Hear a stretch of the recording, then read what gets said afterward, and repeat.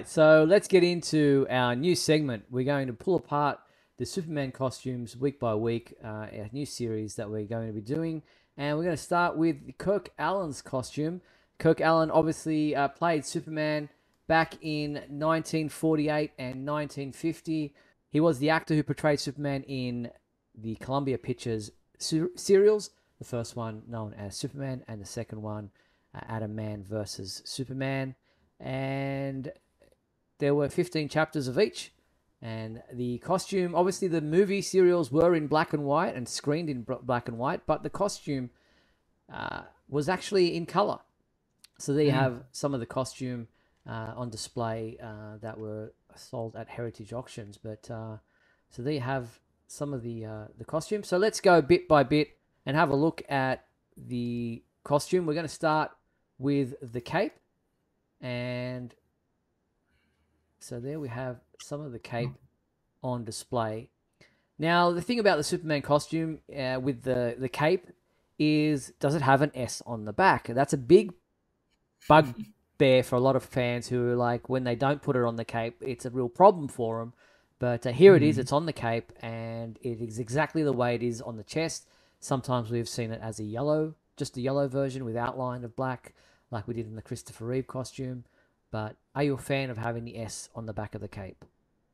Oh, absolutely. Absolutely. Anytime I see any kind of version that doesn't have the S, I'm always kind of like, no, it's got to have the S on the back. Now, I mean, is it a deal breaker? I don't know, No. but no, definitely a fan of the S on the back. Now, it doesn't tuck into the front of the collar, as a lot of the costumes we have seen over the years, where the cape is kind of embedded underneath the collar, but here it is attached to the front of the shoulders, which is not a bad look. It still sits pretty nicely, and at least it drapes over the shoulders, which is what I like. The length of it is a little bit short for my liking. I like it a little bit below the knees rather than above the knees, but it's not a deal breaker. No, I mean it's shorter than most of them in the comics at the time, and a lot of the artists, Kurt Swan. I don't know who at this point was drawing. I mean, Kurt Schaffenberger and all, Wayne Boring. They always the cape was always shorter. Mm, it was. Now whether they were following that or maybe they couldn't have too long a cape for for movability and and all of that. But yeah, I mean, I prefer a longer cape, but It's not a bad again, it cape. looks good. Yeah. Yeah. So then we move on to the body of the costume, and the obviously the blue. We can't look at the colors here because it was designed to be seen in black and white. They were never intending it to be color because they didn't have color at the time, or they weren't filming in color. So it was still made out of, and we didn't even have lycra kind of back then. So while it was still a body suit, it was more of like a woolen material. We've got cuffs there, so that looks very much like a pullover. Right. And the material isn't as tight as what we've come to know. But then the actors then weren't of that muscle bound, where you needed to see the ripples of their abs and that kind of thing through the Mhm. costume either. So it's interesting that there are cuffs on the sleeves. That was something that stood out to me in this costume. Yeah, I mean, it's almost sweater like in a way. Yeah. When you look at it, I mean, it's baggy, you know. And it is on Like you said, it's on a mannequin here, so it's not form fitted. Kirk well, Alyn would have right, had, tailors and what have you there, making sure that it was of pinned to his torso and the correct kind of shape for his body. Yeah, but I mean, it's fine. I mean, you also have to think of the time that it was made and the time that Yeah, and the budget that they had or exactly. didn't have.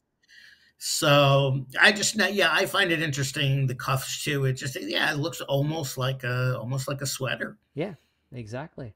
And then we move to the S shield that is on the front of the costume, and it's obviously we've seen it already on the cape, but it's very rough. It's a stitched on thing that it's Mhm. it's not an applique that has been designed to be stuck on. It's part of the costume. It's sewn into as part of the costume.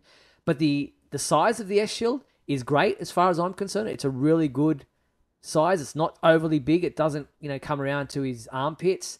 It's high enough so that it's a chest symbol. It's not lower like some of the costumes that we've seen have. And the shape of the S is very rough, but it's still very much the symbol that we know and love.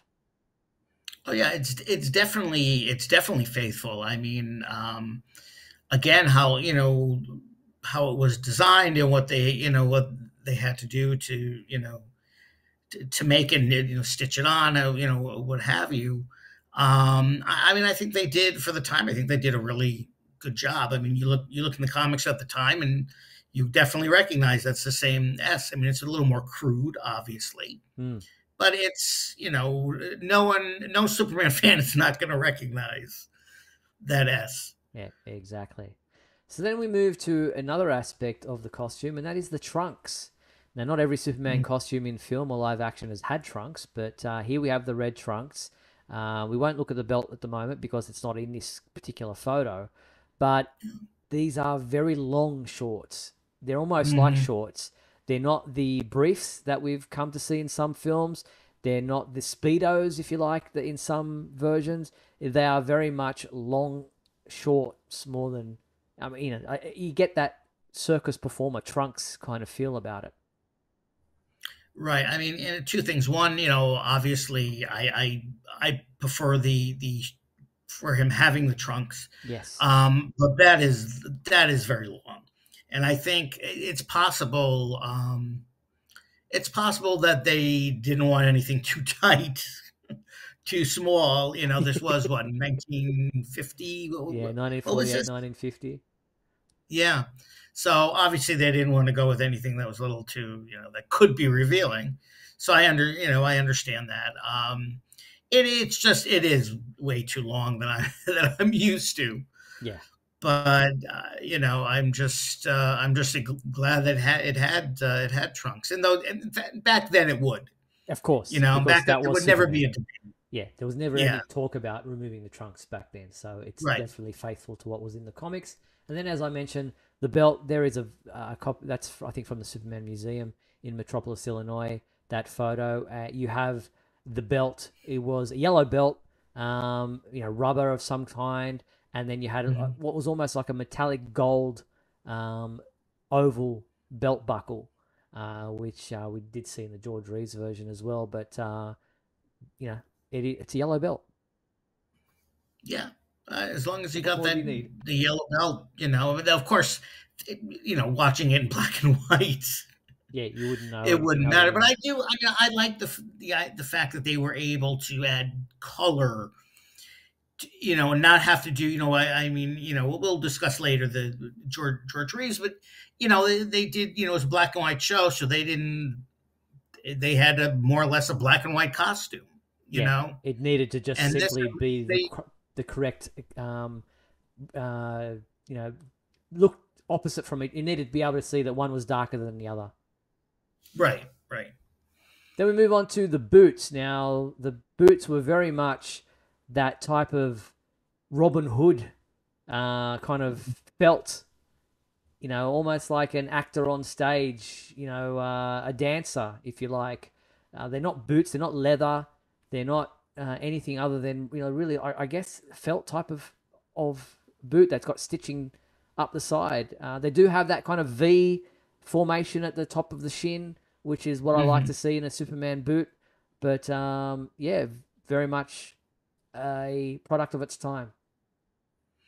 Oh yeah, then absolutely. I mean, they're not a boot.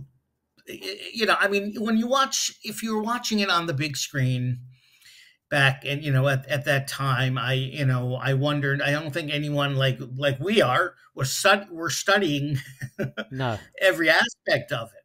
So they might not even really have even thought about it. Oh, he has the boots, okay. But we're looking at it, and yeah, I mean, it's basically felt stitched together. and you could Um, see how this would fit under Clark Kent's dress shoes. oh, absolutely. which is Absolutely, no, always absolutely. an You just interesting put the thing to shoes think about. over and put the Away you go. you wouldn't have to worry about it. No. And then we look at Kirk Alyn himself, because the hair is also very much a part of, and the look is very much a part of the Superman costume, if you like. And Kirk Alyn had that wavy hair. They've almost tried to give him the S curl, if you like, or the spit curl. So he definitely has the right look, and he has the jawline, and he has that good rugged like type of look that that you need for Superman. And I think he very much looked the part. Yes, no, he definitely did look the part. I mean, I think of all the Superman, I he was the. I'm not saying he's the least favorite that I didn't like him as Superman. I just think it's the way he looked was not the best compared to everyone who followed him. Mm. Yeah, I but it was think. I mean, definitely you know, he definitely set a tone that would last for many years, and we obviously then George Reeves came after him, and so um, we can see similarities in the costumes. But that is our analysis of the Kirk Alyn costume. I hope you enjoyed that.